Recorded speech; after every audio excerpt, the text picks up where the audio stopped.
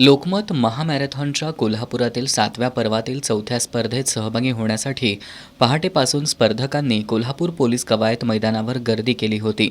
या स्पर्धेसाठी करते धमाल अशी टॅगलाईन होती. सकाळी 6 वाजता 21 किलोमीटरच्या हाफ मॅरेथॉनला पालकमंत्री हसन मुश्रीफ, आमदार सतेज पाटील, खासदार संजय मंडलिक, खासदार धैर्यशील माने, महापालिका आयुक्त के मंजुलक्ष्मी, माजी खासदार संभाजीराजे छत्रपती, गोकुळचे अध्यक्ष अरुण डोंगळे, माजी अध्यक्ष विश्वास पाटील, लोकमतचे संपादक वसंत भोसले यांच्यासह विविध क्षेत्रातील मान्यवरांनी हिरवा झेंडा दाखवला. हाफ मॅरेथॉन ही व्यावसायिक धावपटूंसाठी असल्यानं क्षणाचाही विलंब न करता धावपटूंनी आपल्या लक्ष्याच्या दिशेनं धाव घेतली. या गटात राज्यभरातील स्पर्धक सहभागी झाले होते.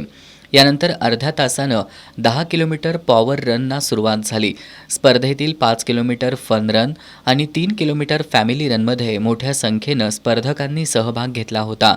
बोचऱ्या थंडीत व्यावसायिक धावपटूंबरोबरच हौशी धावपटूंचा, विशेषतः महिला आणि लहान मुलांचा स्पर्धेतील सहभाग लक्षणीय होता.